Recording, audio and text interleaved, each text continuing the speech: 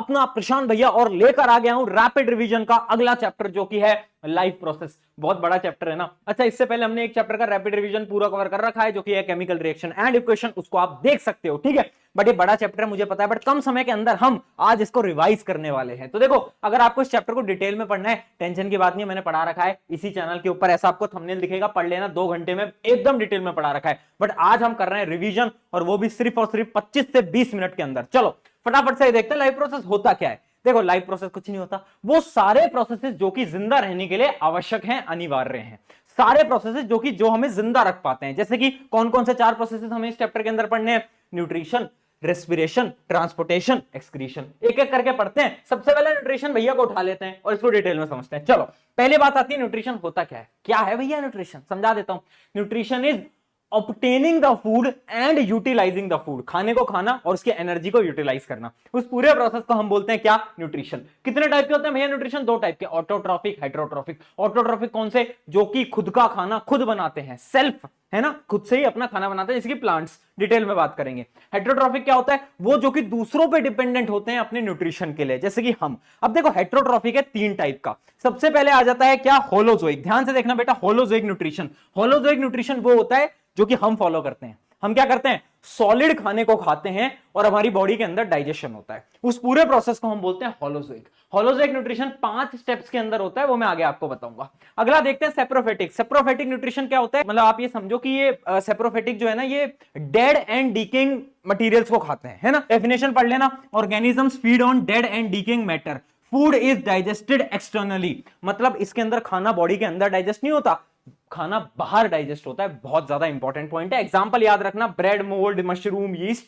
वगैरह वगैरह, ठीक है। उसके अलावा है पैरासिटिक। पैरासिटिक, बालों में जू लगी है, जू, वही होता है भाई पैरासाइट, है ना। तो पैरासिटिक न्यूट्रिशन वो होता है organisms derive nutrition from plants और एनिमल विदाउट किलिंग देम। मतलब वो एक होस्ट के ऊपर होते हैं और उस होस्ट से खाने को लेते हैं और उस होस्ट को मारते नहीं है, ठीक है। जैसे जू हमारे बालों में लग जाती है तो हमसे ब्लड लेती रहती है बट हमें मारती नहीं है, वही सेम, ठीक है। तो इसके क्या होते हैं एग्जांपल याद रखेंगे, जो कि है टेपवर्म, लाइस, ये एग्जांपल आप इसके याद रखोगे। 3 टाइप के हो गए, समझ आ गया, क्लियर है। आगे बढ़ते हैं, चलिए। तो आपका बेसिकली हेट्रोट्रॉफिक के अंदर तो इतना ही है, बट ऑटोट्रॉफिक आपको पढ़ना पड़ेगा, क्योंकि ऑटोट्रॉफिक प्लांट्स करते हैं। कैसे करते हैं? फोटोसिंथेसिस। भैया बचपन से पढ़ते आ रहे हैं फोटोसिंथेसिस। अच्छा, ये रिएक्शन बचपन से देखते आ रहे हो? ये वाली रिएक्शन बिल्कुल देखते आ रहे हैं भैया। क्या होता था इस रिएक्शन के अंदर? कार्बन डाइऑक्साइड, पानी, क्लोरोफिल और सनलाइट की मदद से क्या बनता था? ग्लूकोज और ऑक्सीजन और वाटर। याद है ना? रिएक्शन ऑफ फोटोसिंथेसिस बहुत ज्यादा इंपॉर्टेंट है। ये बैलेंस आपको जो इक्वेशन है ये आपको याद रखनी है। अच्छा, एक चीज याद रखना, बहुत इंपॉर्टेंट पॉइंट बता रहा हूं, जो एनर्जी होती है ना, प्लांट्स जो होते हैं ना, अपनी एनर्जी को वो पता है कैसे स्टोर करके रखते हैं? वो स्टार्च के फॉर्म में स्टोर करते हैं। जबकि ह्यूमंस कैसे स्टोर करते हैं? ह्यूमंस ग्लाइकोजन की फॉर्म में अपनी एनर्जी को स्टोर करके रखते हैं, ठीक है। आगे बढ़ते हैं। अब देखो, कुछ स्टेप्स होते हैं कि ये जो फोटोसिंथेसिस का जो प्रोसेस होता है ना, इसके कुछ स्टेप्स होते हैं, बेसिकली 3 ही स्टेप होते हैं। स्टेप याद रखना क्योंकि बार बार क्वेश्चन आ जाता है। पहला स्टेप होता है absorption of light energy by chlorophyll. Chlorophyll सारी लाइट एनर्जी को अब्जॉर्ब करता है। उसके बाद स्टेप आता है conversion of light energy into chemical energy and splitting of water molecules, ठीक है। वाटर मॉलिक्यूल स्प्लिट हो जाते हैं, जो आपकी लाइट एनर्जी है वो केमिकल में कन्वर्ट हो जाती है। और लास्ट स्टेप आता है reduction of carbon dioxide to carbohydrate, carbohydrate का बन जाना, ये होता है लास्ट प्रोसेस। तो इन 3 प्रोसेसेस के अंदर आपका क्या होता है? फोटोसिंथेसिस। अब बड़ा ही एक इंपॉर्टेंट टॉपिक बताने जा रहा हूं जो कि है गार्ड सेल। ये डायग्राम बहुत ज्यादा इंपॉर्टेंट है, देखो जो भी इंपॉर्टेंट डायग्राम है वो भी बताते चलूंगा। ये डायग्राम बहुत इंपॉर्टेंट है। ये डायग्राम क्या है? ये जो आपको बीन लाइक स्ट्रक्चर दिख रहे हैं ना, ये क्या है? ये गार्ड सेल है। गार्ड सेल क्या करते हैं? Controls the opening and closing of stomata. Stomata क्या करता है? गैसेस का एक्सचेंज। कौन कंट्रोल कर रहा है स्टोमेटा को? Guard cell. कैसे कंट्रोल कर रहा है? गार्ड सेल में पानी आया, गार्ड सेल ओपन हो गया, गार्ड सेल से पानी गया, गार्ड सेल क्लोज हो गया। तो गार्ड सेल को पानी पसंद है, बेबी को बेस पसंद है, गार्ड सेल को पानी पसंद है, याद रखेंगे। चलो, ये हो गई हमारी गार्ड सेल की कहानी। आगे बढ़ते हैं फटाफट से। अब जो मैं आपको बता रहा था ना होलोजोइक न्यूट्रिशन, वो देखो जो आपका जो अमीबा होता है वो भी एक टाइप का होलोजोइक न्यूट्रिशन ही दिखा रहा होता है। तो इसके कुछ 5 स्टेप होते हैं। ये अमीबा का डायग्राम तो सबको पता होगा, 5 स्टेप बता देता हूं। पहला होता है इनजेशन, खाने को खाना, जैसे कि आप देख सकते हो अमीबा खाने को अपनी तरफ बुला रहा है। सेकंड स्टेप होता है डाइजेशन, खाने को डाइजेस्ट करना। अगला प्रोसेस होता है आपका अब्जॉर्प्शन, खाने का जो डाइजेशन हो गया है उसको अब्जॉर्ब करना। और उससे अगला स्टेप होता है एसिमिलेशन, जो डाइजेस्टेड फूड है ना उसको यूटिलाइज करना, और लास्ट स्टेप होता है इजेशन, जो वेस्ट है उसको बाहर निकाल देना। तो ये अमीबा का डायग्राम तो तुम नींदों में भी बना लोगे, है ना, ये तो बहुत सिंपल है। ये डायग्राम इंपॉर्टेंट है, कभी कभार क्वेश्चन आ जाता है कि अमीबा के स्टेप्स बताओ। ठीक है, आगे बढ़ते हैं, नोट्स मिल जाएंगे, टेंशन मत लो। अब बात करते हैं ह्यूमन की। ह्यूमन बहुत इंपॉर्टेंट है, यहां से एक सवाल पक्का आता है, ध्यान से सुनते चलना। देखो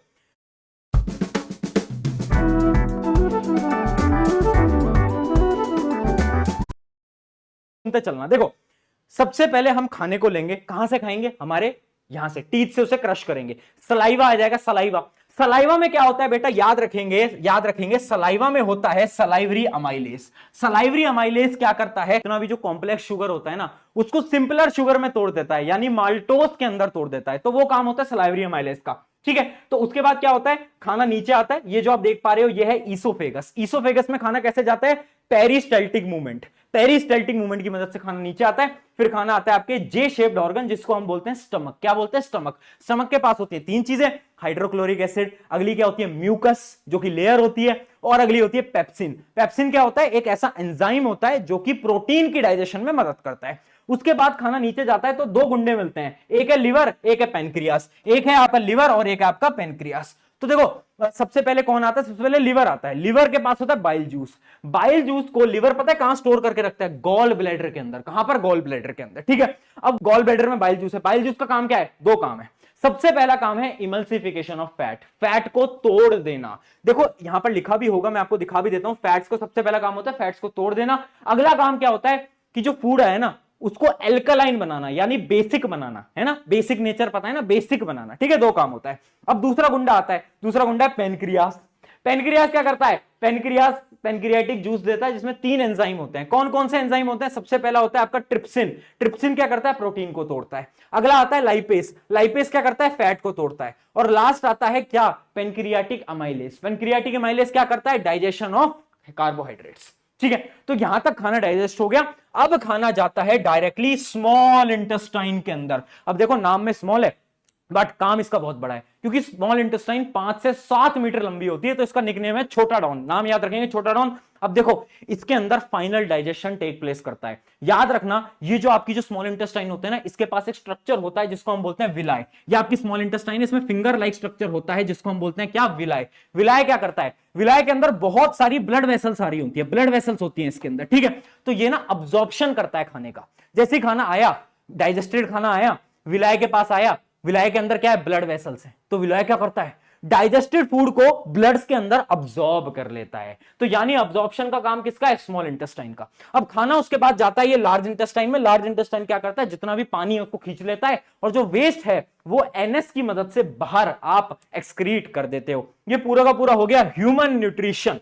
चलिए बेटा आगे बढ़ते हैं रेस्पिरेशन के ऊपर। रेस्पिरेशन क्या है, देखो याद रखना, रेस्पिरेशन ब्रीथिंग अलग है। ब्रीथिंग क्या है, ये है ब्रीथिंग, यानी ब्रीथिंग होती है इनहेलिंग एक्सहेलिंग, ये है ब्रीथिंग। जबकि रेस्पिरेशन क्या होता है, respiration is the process by which food is burned in the cell of the body with the help of oxygen, यानी फूड का तोड़ना और क्या करना, एनर्जी का रिलीज करना। उस पूरे प्रोसेस को हम क्या बोलते हैं, रेस्पिरेशन। रेस्पिरेशन और ब्रीथिंग का डिफरेंस बार बार पूछा जाता है, तो याद रखना कि ब्रीथिंग जो होता है वो फिजिकल प्रोसेस है, ये एक प्रकार का बायोकेमिकल प्रोसेस है। इसमें कोई एंजाइम नहीं होता, इसमें बहुत सारे एंजाइम्स मिले होते हैं। ठीक है, और ये कुछ ऑर्गन्स के अंदर होता है, मतलब इसका एक ऑर्गन है, कौन सा, लंग। और रेस्पिरेशन हर एक सेल के अंदर होता है, हर एक सेल के अंदर होता है। तो कुछ डिफरेंस है, 3 या 4 डिफरेंस आप हमेशा याद रखना, क्योंकि क्वेश्चन कभी पूछा जा सकता है 3 नंबर के अंदर। आगे बढ़ते हैं। अब देखो रेस्पिरेशन होता है 2 टाइप का, एक होता है एरोबिक, एक होता है एनारोबिक। एरोबिक क्या होता है, एरोबिक होता है जहां पर ऑक्सीजन है, एनारोबिक जहां पर ऑक्सीजन नहीं है।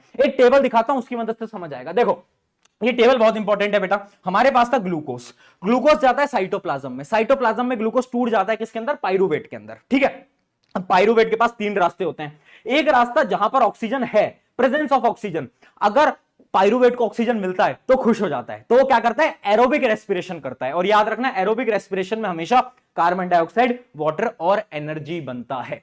अगर उसको ऑक्सीजन नहीं मिलता, अगर उसे बिल्कुल ऑक्सीजन नहीं मिलता, तो वो पता है क्या करता है, बिल्कुल ऑक्सीजन नहीं मिलता तो वो इथेनॉल, कार्बन डाइऑक्साइड और एनर्जी बनाता है, इथेनॉल बनाता है, याद रखना। ठीक है, और अगर उसे थोड़ा बहुत ऑक्सीजन मिल जाता है तो क्या करता है, वो लैक्टिक एसिड बना लेता है। आप जब खेलने जाते हो तो आपके मसल्स में क्रैम्प आ जाते हैं ना, वो इसी वजह से आते हैं क्योंकि आपके मसल्स में लैक्टिक एसिड बन जाता है जब आपके मसल्स में ऑक्सीजन की कमी होती है।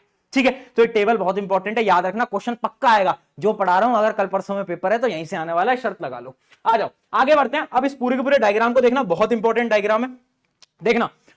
इसमें आप सारी चीजों को याद रखना, मैं आपको क्या समझाने वाला हूं, देखते चलो। हम सांस कहां से लेते हैं? नाक से लेते हैं और मुंह से भी ले सकते हैं, ठीक है। तो स्टार्टिंग में होता है हमारा नेजल पैसेज। नेजल पैसेज से नीचे जाओगे तो यहां पर आ जाता है आपका फेरिंग्स, ये है फेरिंग्स। उसके नीचे है लेरिंग्स। लेरिंग्स क्या होता है? वॉइस बॉक्स, जहां से मेरी आज आवाज निकल रही है, ठीक है। उसके बाद आप नीचे जाओगे तो ये आ गया आपका क्या? ट्रैकिया। ये क्या आ गया? ट्रैकिया।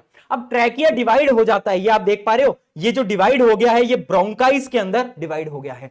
ब्रोंकाइज डिवाइड हो जाते हैं ब्रोंक्यूल्स के अंदर, और ब्रोंक्यूल्स के एंड में होता है एल्वोलाई सैक। एल्वोलाई सैक क्या होता है? जैसे अंगूर का गुच्छा देखा है, अंगूर का गुच्छा, वैसे ही छोटे छोटे छोटे छोटे क्या होते हैं? एल्वोलाई के सैक होते हैं, ठीक है। यहां तक क्लियर है? अब ध्यान से सुनना, यहां पर एक चीज होती है रिब केज, ये पूरा का पूरा रिब केज है, और ये जो नीचे है ना, ये होता है डायफ्राम।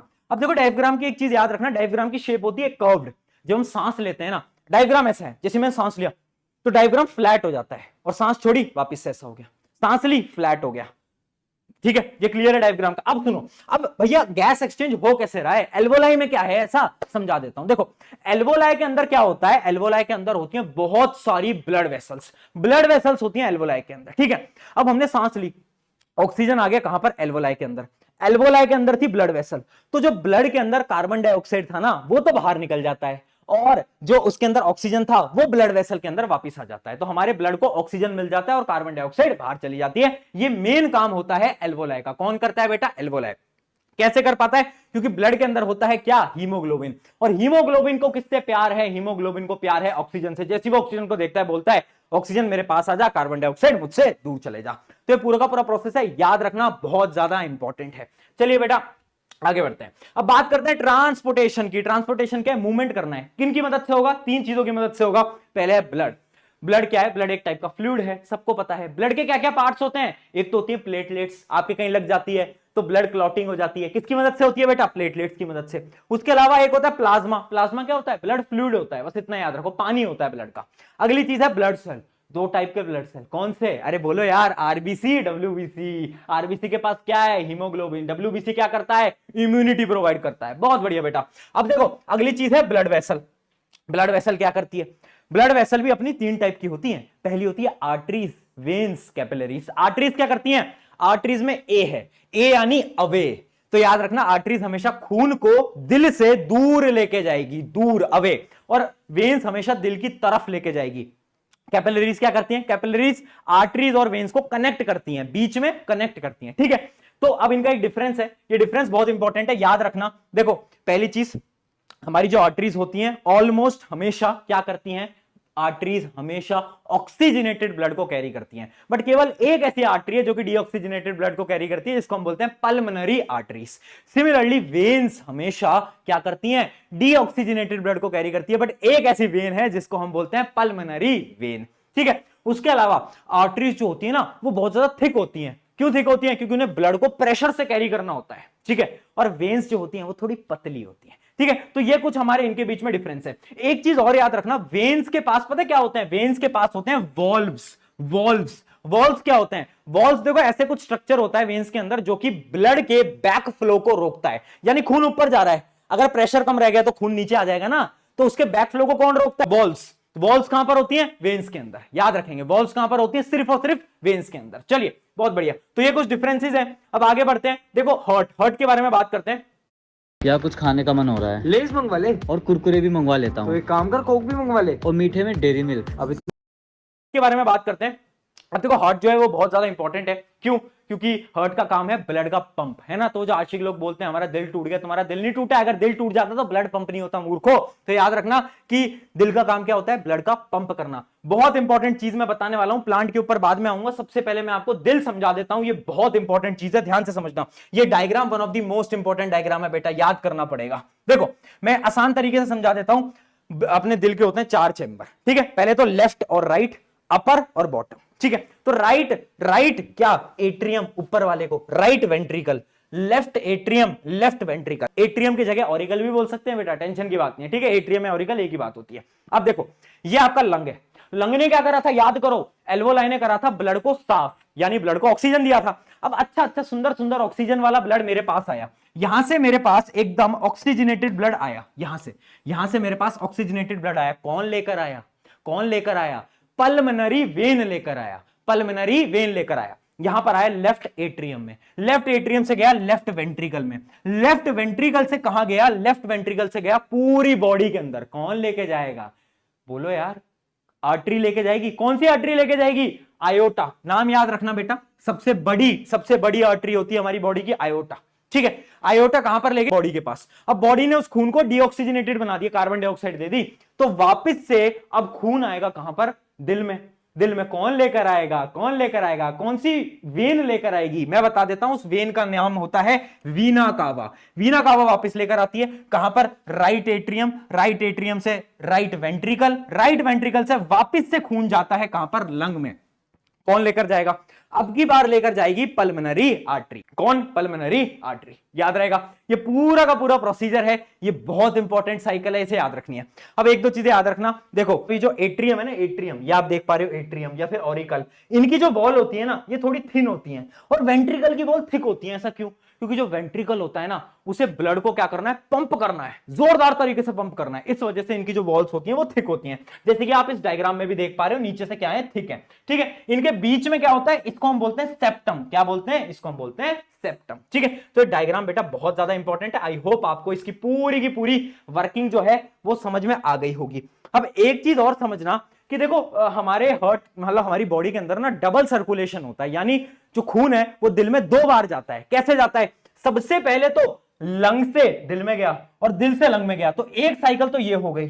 ठीक है, और दूसरी साइकिल क्या है, दिल से बॉडी में गया, बॉडी से दिल में गया, दूसरी साइकिल ये हो गई। ठीक है, तो 2 साइकिल होती है। इसको हम बोलते हैं क्या, पल्मनरी सर्किट, और इसको हम बोलते हैं सिस्टमिक सर्किट। क्या बोलते हैं, सिस्टमिक सर्किट। ठीक है, तो ये चीज बड़ी इंपॉर्टेंट थी। अब सवाल ये आता है कि भैया डबल सर्कुलेशन की जरूरत क्या है, व्हाट इज द नीड, बार बार पेपर के अंदर आता है, तो याद रखना, देखो, chambers in the heart is to prevent mixing of oxygenated and deoxygenated blood. हमारे चैम्बर बनाए जा रहे हैं, है ना, और हमारा डबल सर्कुलेशन हो रहा है। क्यों हो रहा है, ताकि एक तो खून मिक्स ना हो, और जब खून मिक्स नहीं होगा ना, तो हम ज्यादा एफिशिएंटली ब्लड को पंप कर पाएंगे, ज्यादा एफिशिएंटली ब्लड को पंप कर पाएंगे तो एनर्जी बहुत ज्यादा होगी। इस वजह से हमारे अंदर डबल सर्कुलेशन होता है और 4 चैम्बर्स होते हैं। इस बात को आप याद रखेंगे। ठीक है, तो ये हो गया हमारा ह्यूमन का यहां पर खत्म। अब वापस से आते हैं हमारे प्लांट के ऊपर कि प्लांट में भैया ट्रांसपोर्टेशन कैसे होता है, तो आपने बताया नहीं।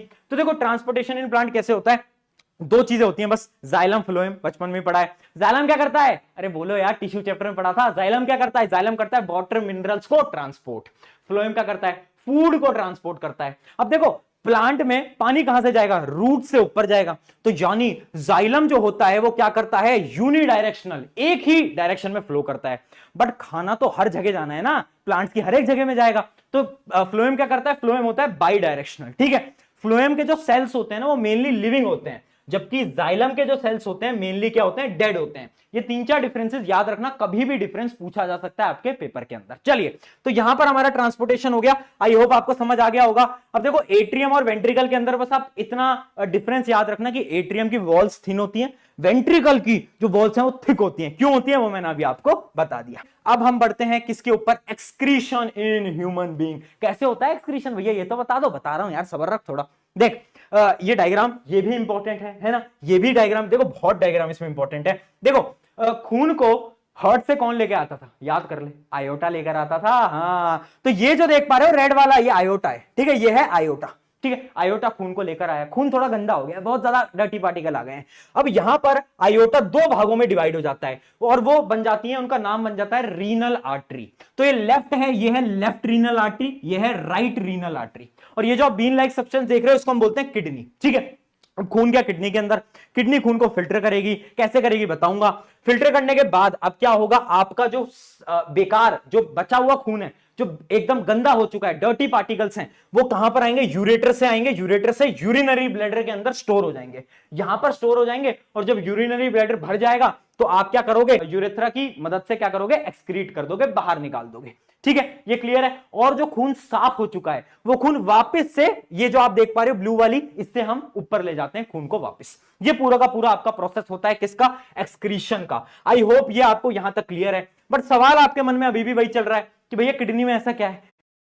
Here's a look at my week on Facebook gaming. Monday morning, I play puzzle games. On Tuesday, ये किडनी में ऐसा क्या है? क्योंकि सवाल यही तो आता है, किडनी में क्या है? किडनी में नेफ्रॉन। नेफ्रॉन क्या होता है? Nephron is the functional unit of the kidney. जो भी काम कर रहा है ना वो नेफ्रॉन कर रहा है। मिलियंस में नेफ्रॉन होते हैं किडनी के अंदर। अब नेफ्रॉन बहुत कॉम्प्लिकेटेड टॉपिक है, 5 मिनट में ध्यान से समझ लो। देखो ऐसा कुछ डायग्राम होता है, मुझे पता है डायग्राम याद करना मुश्किल है, बोर्ड एग्जाम के अंदर पूछा भी नहीं जाता, बट फिर भी क्योंकि सिलेबस में है तो याद कर सकते हो। देखो जैसी ब्लड आता है, ये गंदा खून है, जैसी ब्लड आता है तो ये स्वागत करता है किससे? ये स्वागत करता है कैप्सूल, देख पा रहे हो, इसको हम बोलते हैं बोमन कैप्सूल। ठीक है, यहां पर होता है फिल्ट्रेशन, जिसको हम बोलते हैं ग्लोमेरुलर फिल्ट्रेशन।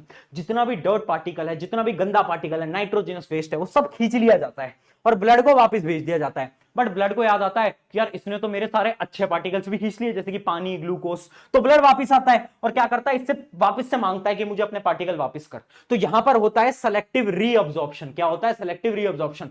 खून के पास वापस से पार्टिकल्स आ जाते हैं जो इंपॉर्टेंट होते हैं, और खून फिर क्या करता है? वापस चला जाता है और जितना भी वेस्ट पार्टिकल है वो यहां पर आ जाता है, कलेक्टिंग डक्ट के अंदर आ जाता है।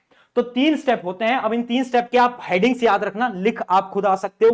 पहला होता है ग्लोमेरुलर फिल्ट्रेशन। ठीक है, ग्लोमेरुलर फिल्ट्रेशन, जहां पर एकदम फिल्ट्रेशन हो रहा है। सेकंड है सेलेक्टिव रीअब्जॉर्प्शन, जहां पर खून अपने सारे प्रोडक्ट्स को वापस ले रहा है, जो भी यूजफुल प्रोडक्ट्स हैं। और लास्ट होता है ट्यूबुलर सिक्रीशन, कि एक ट्यूब्यूल के अंदर सारा वेस्ट पार्टिकल क्या हो जाता है? इकट्ठा हो जाता है, उसको हम बोलते हैं ट्यूबुलर सेक्रीशन। ठीक है, फिर उसके बाद आपका यूरिन बन जाता है, वो यूरिनरी ब्लैडर के अंदर चला जाता है और उसके बाद यूरेथ्रा की मदद से आप एक्सक्रीट कर देते हो। आई होप यहां तक आपको एकदम समझ आ गया होगा। लास्ट टॉपिक है कि प्लांट्स कैसे करते हैं एक्सक्रीशन। तो देखो, एक तो गैस बाहर छोड़ते हैं ना प्लांट, जो भी आपकी ऑक्सीजन जो आप बाहर जाते हो वो एक्सक्रीशन ही तो है प्लांट का। उसके अलावा प्लांट क्या करते हैं? रूट्स के अंदर भी बहुत सारे पार्टिकल्स को रिलीज करते हैं, लीव्स के अंदर पानी के पार्टिकल्स को रिलीज करते हैं। उसके अलावा अगर आपने कुछ प्लांट्स देखे हो ना, तो अपनी स्टेम के अंदर क्या करते हैं? कुछ गम्स को, कुछ रेजिन्स को रिलीज करते हैं, जिनसे हम रबड़ भी बनाते हैं। तो वो भी प्लांट का क्या है? वेस्ट पार्टिकल ही है। तो ये कुछ पॉइंटर्स हैं कि जो कि प्लांट कैसे अपने वेस्ट प्रोडक्ट को रिलीज करते हैं। तो आप देख सकते हो, ऑक्सीजन,